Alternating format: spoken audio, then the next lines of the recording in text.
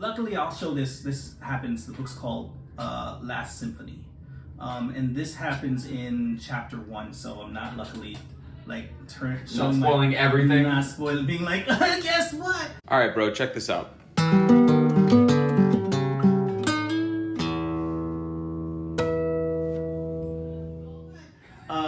So Aphrodite is my second big bad. Quick, can I throw something out real quick? Please, yeah. So he uses the classic Greek gods and stuff like this, but it's a very interesting take because in our society right now, like, they're viewed differently than they were back then. Yeah. So if someone was a jerk back then, you just make them a jerk. Just make them a jerk. But so they're totally different characters. It's really an interesting take, and it's super fun. So I just want to say that. All right. I appreciate that. Yeah, I mean, if you write Thor, then you're thinking of Thor from Marvel, but that's not how Thor was described historically. Yeah.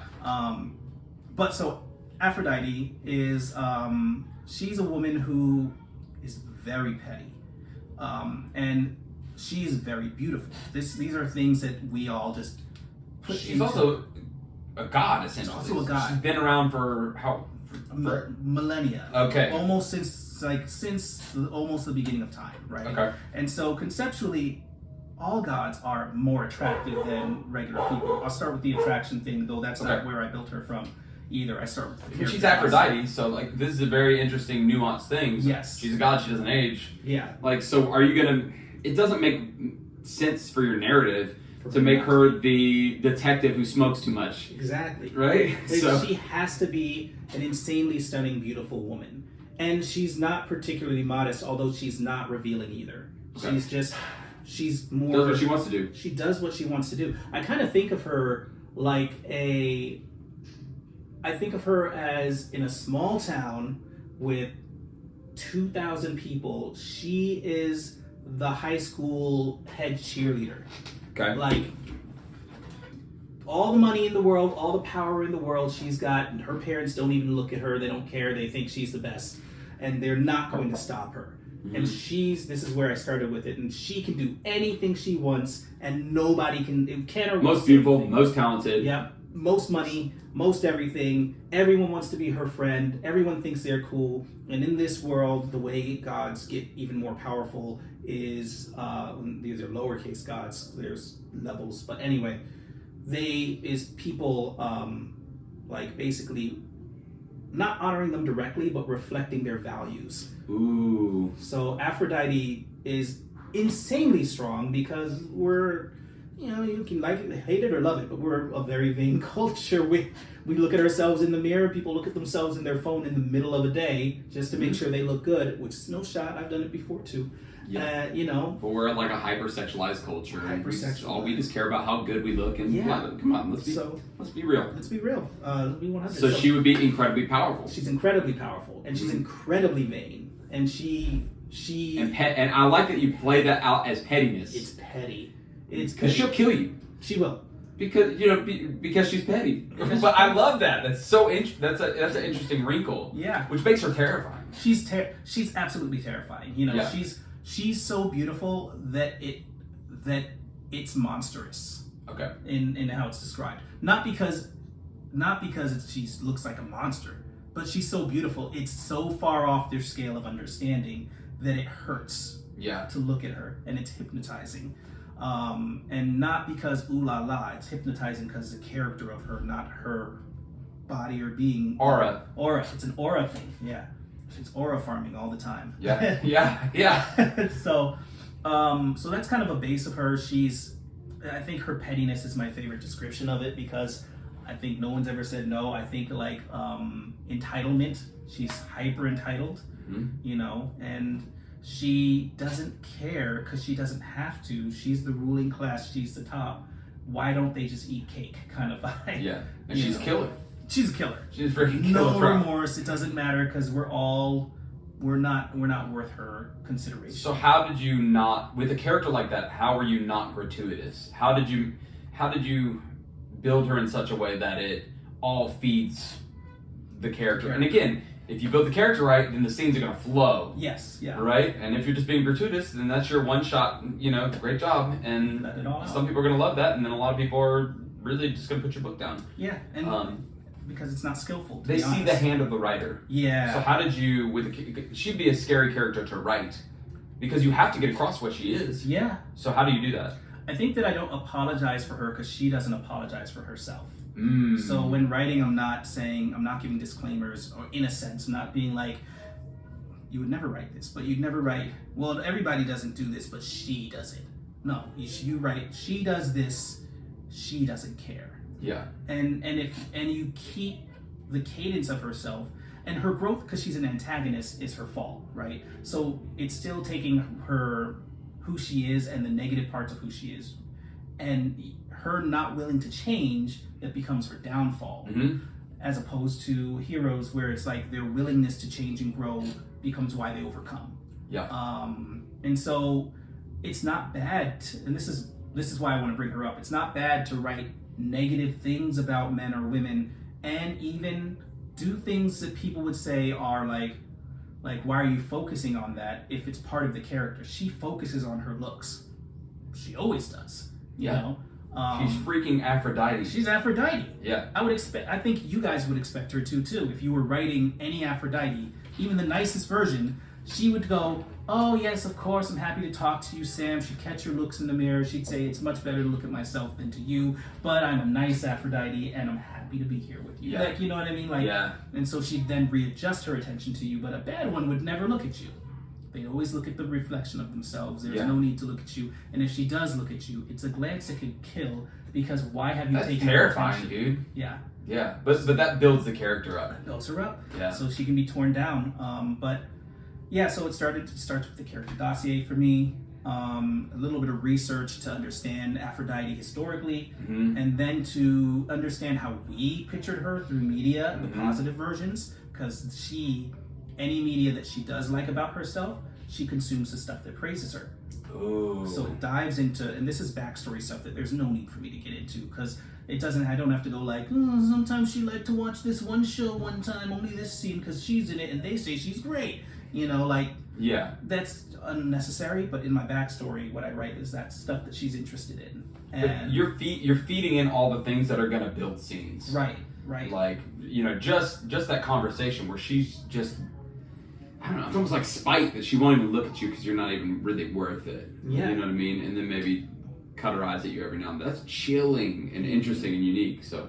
Yeah, and she's not doing it because she hates you. She's doing it because you don't count. Yeah, you don't matter. You don't matter. But you didn't just construct that because you were trying to construct some cheerleader character, some mean cheerleader character. No. You said, what would the embodiment of human desire gone awry look like after 1,000,000 years of existence in our society, where our society has filled her with more power than it. Like, so she's stronger than Zeus in this world. Oh, by far. That's so cool. By far. And no one gives a crap about Zeus, right? No. And honestly, Zeus is one of the male characters, and he's the exact Zeus you think. Like, he didn't need to change. We just don't value him the same way that they used to. No one cares, so he's weak now. He's weak. He's insanely powerful, too. He destroys a whole city in this book by himself, him and Hera, together. Just casually. Yeah. But Aphrodite's way more terrifying. Yeah. And so, I didn't start with her being like a cheerleader, a big small town cheerleader. That's just kind of like the elevator pitch of describing and her. you didn't just sit there describing her looks constantly. Unnecessary. You told me what I needed to know, which is like, she's so beautiful that it's terrifying and belittling. Yeah. And horrifying almost a little bit. Like, you know how I got this idea, though? Yeah. Lord of the Rings. Okay. Galadriel. Say more. Okay. Not anything about her, just the one line, all will love me and despair. Ooh. And I was like, we didn't get to see her do that. Yeah. And so all will love me and despair. Oh yeah, when her face is like turning gray and stuff. Yeah, she said horrifying. Try getting the ring instead of a king, you will have a queen. Yeah. More beautiful than destruction or whatever she was saying. And I was like, that's crazy. So I was like, okay, well, I'm writing this. I've forever had this concept of this book. This particular book, I've been inside. Yeah. I had writing for years and years and years, and like most of my life without writing it. Sam and I started talking, and he's like, dude, I'm going to write a book. This is like 2 years ago. Yeah. And I'm like, oh, here's some scenes that I've got. I thought about writing. And she wasn't in there but two of my other female leads were in there. Yep. And he was like, "This is kind of cool, man. You should write a book." And I said, "Totally." And then I was like, "I still don't know how to do it." So, and we just did. And here's the thing: you don't know how to do it. You just gotta freaking do it. Just gotta do it. And then you have to do it again. Again. Yeah. Okay, so let's go to your protagonist. Okay, so I'm gonna go with Shayira. So she's a human. This is good because it's more grounded. Super grounded. I thought she was really distinctive too. So go on and give us some of the. How did you create her? She's based on my wife. Oh, cool. Yeah. Okay. Well, that's because the main character Bishop is based on based on me. Okay. And so Shayira is she's a doctor. Okay. She's very analytical, and she's a painter. And you might remember she went back and forth from being both of them in two different things. Eventually, I was just like, she can be both. Why can't she be both? Yeah. You know. But she's not a painter that sells her stuff. She's a painter. She paints because she enjoys that herself. It's like decompression. It's a creative outlet for her. But she's very systematic in her way of thinking, and seeing things from her mind is really helpful. This is the character dossier, but seeing things from her mind and from Sam, my wife's mind, who's also named Sam. I'm surrounded by Sams. Yeah, is very helpful because she breaks everything down. Like she sees the world as a trauma doctor would. I love that. That's where her scene really. When you made her a doctor, yeah, she started to jump off the page. Because first there's for you to be a painter and a doctor is a strange combination that's kind of unique. Yeah. But it's super interesting and it feels real and it feels distinctive, like right off the bat. So that was a cool pairing. Because doctors don't have time for art, you know what I mean? But that's how she decompresses, which tells me she can't sit still. Like she comes home and she should be exhausted, and she has to paint first. Yeah. And then I got to see that diagnostic mind process everything, and it makes all the sense in the world because she's a doctor. Yeah. And okay, so sometimes people will build characters and they'll say, well, the stereotype is that women are more emotional or whatever. So now my female character is going to be the most rational ever. Yeah. And I just want to tell you, like, if you create something in a reaction to something else, you run the risk of it just not being good. You're doing the same thing you're trying not to do. You have to fall in love with your character as an individual and go to bat for them and build them appropriately from there. So the second you made her a doctor, you don't have to beat me over the head and say, "Oh, look how rational she is! Isn't that cool? Look how awake I am as a male writing a female." Right. Stop. Yeah. No, that never crossed my mind because it was just the character on the page, and I freaking liked her. Appreciate that. Yeah. Yeah. So like, but I think that we run into trouble when we try to reverse engineer a character in reaction to something. Yeah. Especially, and can I just be real? Do it. Be real. We're doing that because we're trying to get credit. Yes. So like I want a virtue signal or whatever. Yeah. That's the word. I don't like that term, but like I want to get social credit for how awake I am, and so I'm gonna reverse engineer this character. Be careful. Yeah. Be real careful because you might wind up with a Rey. You're doing Rey from Star Wars, and everyone hates your character. Yeah. Because you're just preaching. Yes. And in any direction you're preaching, that's not what your book's about. Yeah. No, you're not building your character, and you're not serving your story. And that's annoying. You're serving an ideal that you've pushed into this story. And I could say that for all kind of characters across the political spectrum of what they represent whenever they were created to be gratuitous. Yeah. Or whenever they were created so that you could, as the author, say something that you want to receive credit for. Right. If I see your insecurity, then I see the hand of the author. Yeah. That's freaking annoying. And this is what people are trying to put their finger on when they're yelling on the internet. Yeah. That gets on my nerves.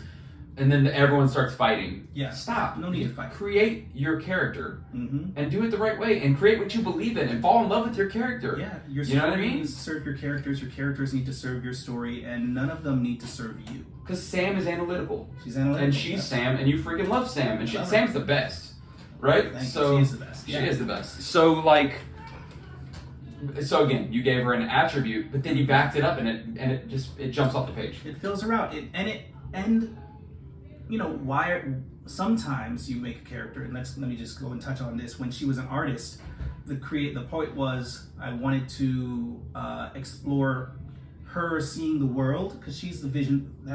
She's an artist. She's an artist, but if I just had her as an artist, she really couldn't comprehend or even keep up with these godlike characters. She grows and she's got a character arc herself, but she needs to be analytical to figure out anything. To even be able to have a chance to do anything. Like, I had to make her kind of like my wife, but Batman a little bit. Yeah. In a sense of how she not what he does and any character stuff there, but how he approaches problems.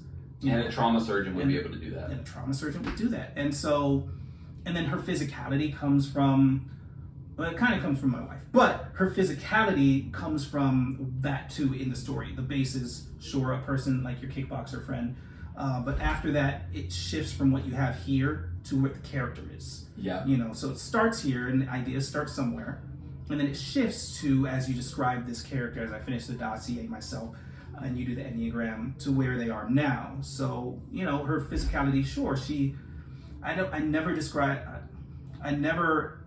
her in her physicalness other than like, she can fit through this area here because she's small, but she's small because she walks to work every day back and forth in Cape Town, South Africa, and she's a doctor that's on her feet all day, and I describe her diet, and she works out. She literally does like a bunch of like in-home plyometrics. And she might eat crap. Yeah. Because she burns so many calories, she just grabs whatever she can. McDonald's on the way there and back, but like she eats 1.5 burgers a day. But that's you know, a lot of calories, but she's burning it all in the water. Yeah. So, you know, everything that we do, and I've got characters that are completely different than that, but she's based on my wife. But everything that we do is in the story, starts from somewhere. Hopefully your character dossier, your Enneagram, however you create your characters, the spark of idea that you have that you do no fleshing out on, but you just start writing. That's pretty dope too. Yeah. And then you build all of that into this character that you feed into this thing that turns into this thing that walks into this world that you've created, that runs into this situation. And this sounds so dumb, but if you're not doing it with that kind of concept or modus operandi of how it's moving, then you're just forcing something in there. I think that's kind of the thing. That bothers people. It bothers people. They see that you're forcing something in there, and if they can see why you're forcing something in there, that's even worse. Oh, that's so annoying to people. And people are going to yell, and some people are going to yell because they're jerks. Right? Like, sorry, they just are. Yeah. But as a writer, again, I've set myself up for that. Mm-hmm. If I'm just out there, you know, trying to get points. Yeah. There's a great line that I love that I don't remember where I heard it from, so if people remember, then feel free to put it in the comments. But it's when you're standing in front of a crowd, people will boo you or people will cheer for you. But it doesn't really matter. It's just a lot of noise. You have to do your art. You have to do your creativity. You have to do your job. Yeah. It doesn't matter if people are cheering for you or booing you. It matters if you're doing your purpose. And so in the story, back to writing, putting it there, you're not writing for cheers. You're not writing for boos. You're writing to tell the story and to make these characters real in the story. The character, if it's going to be character driven, the characters have to drive the plot. They gotta drive. And so yeah, if you're just randomly creating characters for whatever reason, I don't know how they drive the plot in an interesting way. Yeah. You know, then you've got a disconnected plot and just a bunch of freaking characters that just are there. Why? I don't know. Mm-hmm. So do some of this background work, I guess, is some of the... I think so. Should we risk delving further into this discussion to see, maybe people will get angry with us, but maybe we can delve even a little bit further, because I think we both have a good perspective. What do you think? We can dive in. You want to do a check real quick? Yeah, let's do a check. What's up? I got nothing on over here. Okay. Wait. No, I do. Your storage is full. No, it stopped. Okay, well, let's reset. Let's reset. All right, bro, check this out.